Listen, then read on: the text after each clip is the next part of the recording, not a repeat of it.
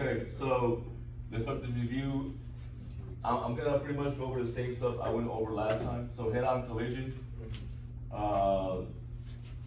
Person is a person's head.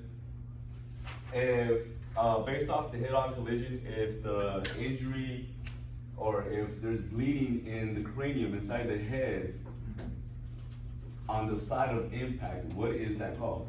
Coop. Perfect. What if the bleeding is on the opposite side of where the impact happened? Contra coop. Good. What if there is bleeding on both sides of from when the incident happened, on the side of impact and on the opposite side of impact? What is that called? Awesome. Coop, contra coop. Okay. What does ICP stand for? Is that something that's normally in the brain? That's something that in the head? Yeah. There is some, yeah. Okay, that's normal. So when does ICP become an issue, intracranial pressure? When does it become an issue? When it increases. When that pressure goes up, right? When is it gonna go up? If it does go up? When it's damaged. There's damage, physical damage. Yeah, traumas that have to Bleeding, cool. All right, you guys are on track. Okay, so let's say, so here's the head. All right, that's the eyeballs, the alien head. Yeah. We have bleeding that's going on throughout the cranium. So if I have bleeding going on throughout the cranium around the brain, what is happening? What is increasing? The ICP is increasing. ICP is increasing. Okay, cool. So let's see if you guys remember how this patient is going to present and why they are going to present the way they are going to present. High BP, low auditory. Okay. Cushing Reflex. So when the ICP, so let's take it step by step. So when the ICP is increasing because this patient is bleeding out in their head actively, the pressure is going up, so ICP went up in the brain, in the head, right? So what is going to happen to your blood pressure to compensate for the increase in pressure in the brain? It's gonna go up, right? So your blood pressure is going to increase. Let's say it's 150 over 100 because it has to now push through the pressure that's building up in the head. So that's gonna explain that. What is going to happen to your heart rate and why? It's gonna go down because it's gonna stimulate the vagal nerve. Good. So you have 12 cranial nerves, right? One of them is the vagal nerve. And that vagal nerve goes down from your brain to your heart.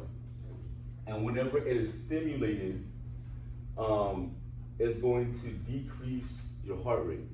So the pressure itself that's building up in the brain is pushing down, stimulating your vagal nerve, which is going to cause your heart rate to go down. So we'll say this same patient has a pulse of 50. Now, you guys remember what we talked about? This is not normal, right? This is very abnormal. Usually if we have a high blood pressure, the heart rate is gonna be correlated, it's gonna be high as well. But here we have a very high blood pressure with a very low pulse. This is something that will usually only present on this type of patient. Okay, you will only see this on a patient who has head trauma and is actively bleeding. So if there's pressure building up, that's pushing down on your brain. What do you have down here on the base, the bottom of your head, your cranium? The foramen magnum, right? So what's the job of the foramen magnum? It allows the brainstem and spinal cord to pass through. Spinal cord passes through there, right? Good. So what's happening is if you ever hear that the brain is actively herniating, it's herniating through the foramen magnum. That's what we're talking about. It's being pushed down through the foramen magnum. All right, so what's gonna happen to your respiration rate? It could go higher or lower. It'll go down or it'll be irregular. You'll have irregular respirations. Why is that occurring? What is down here right before we get to the foramen magnum? The cerebral cortex. What section? The medulla oblongata. The medulla oblongata controls your respiration rate.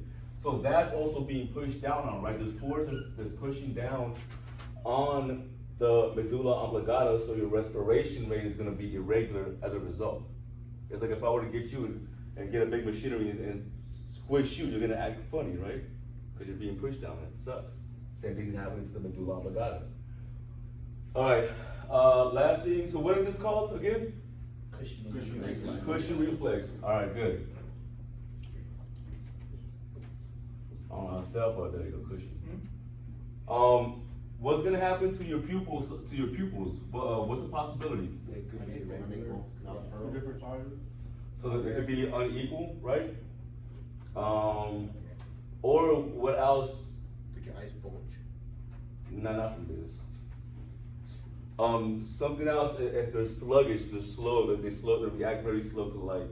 That's something else. So they wouldn't be pearl. What does pearl stand for?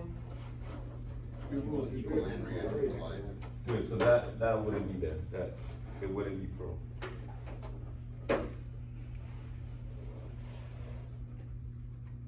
All right, let's look at this slide.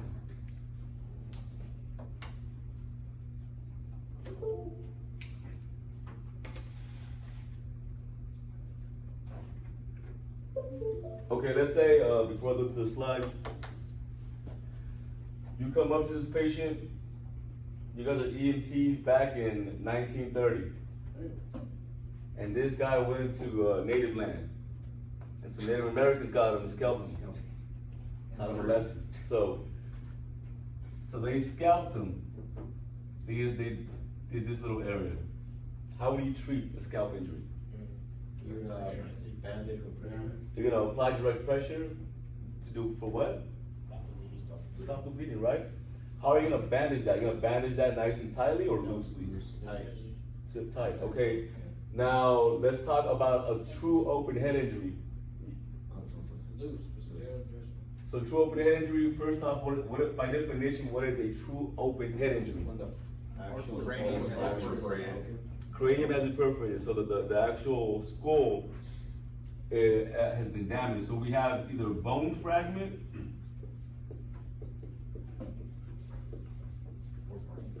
or brain matter showing.